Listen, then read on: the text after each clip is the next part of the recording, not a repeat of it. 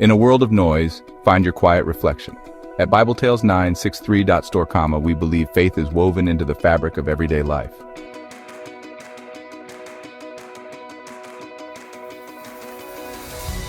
Our carefully curated collection brings timeless stories to modern living, from scripture-inspired jewelry that keeps His word close to your heart, to home decor that transforms your space into a sanctuary of peace. Our apparel doesn't just clothe you, it empowers you to be a walking testament. Each item is more than a product, it's a conversation starter, a reminder, a blessing.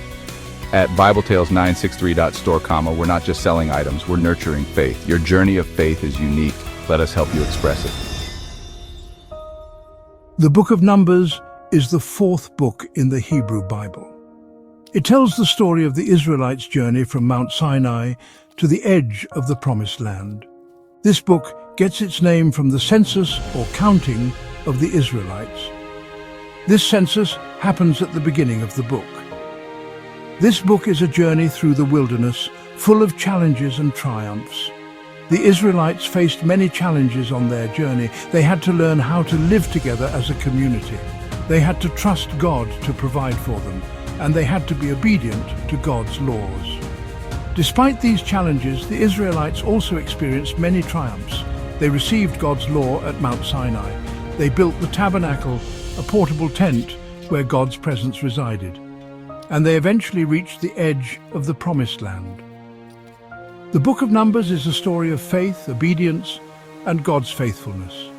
It reminds us that even when we face challenges, God is always with us. He will provide for us and guide us to our destination. At the beginning of Numbers, God instructs Moses to count the Israelites. This wasn't a simple head count. This census aimed to organize the Israelites for their journey and future as a nation. Each man over 20 years old, except the Levites, was counted. The total number of Israelite men was 603,550. This number shows how large and powerful the Israelite nation had become. Imagine a massive crowd of people all ready to follow God's commands. The Israelites were then organized into 4 camps, each named after a different tribe. Each camp had its own flag, a symbol of their identity. They camped around the tabernacle, the sacred tent where God's presence resided. This careful organization ensured that the Israelites could travel and camp in an orderly manner. It also emphasized their identity as a chosen people, united under God's leadership. Unlike other Israelite tribes, the Levites were not counted in the general census. They had a special role. They were chosen by God to serve Him and assist the priests who were descendants of Aaron. The Levites were responsible for taking care of the tabernacle and its sacred objects.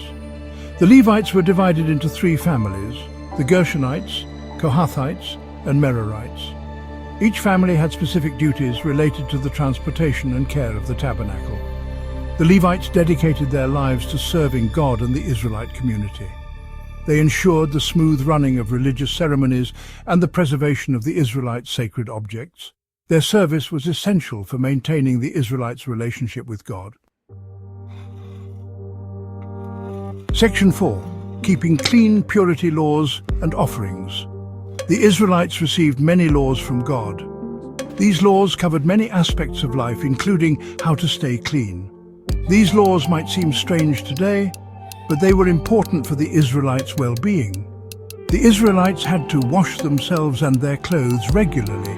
They also had to make offerings to God to atone for their sins. These practices helped them stay healthy and reminded them of God's holiness.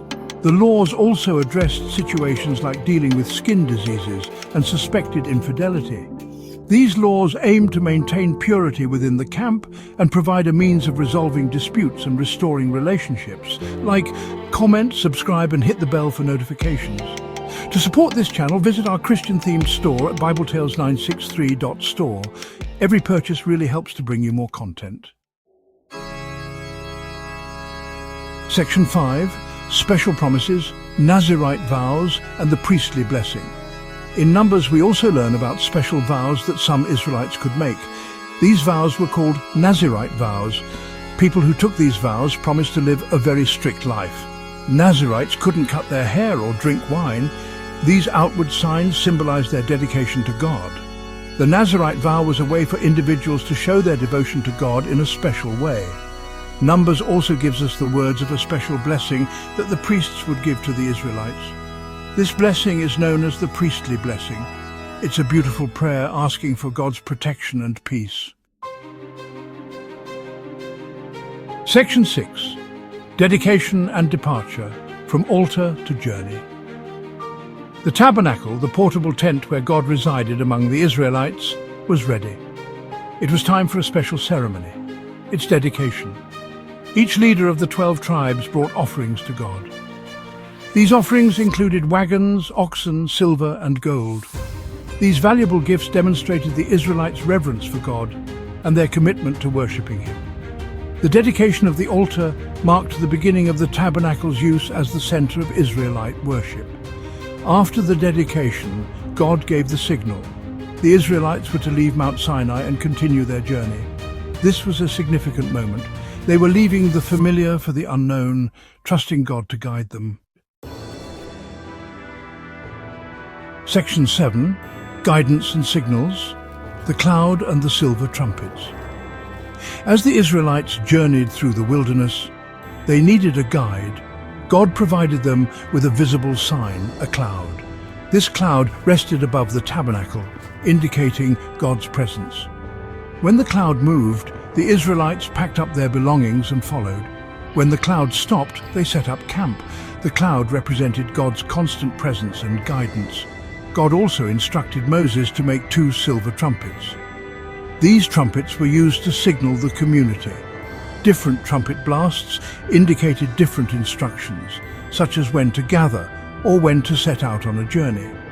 The trumpets served as a practical way to communicate with the vast Israelite community, ensuring order and coordination in their movements and gatherings. The cloud and the trumpets were visible and audible reminders of God's presence and guidance in the Israelites' lives.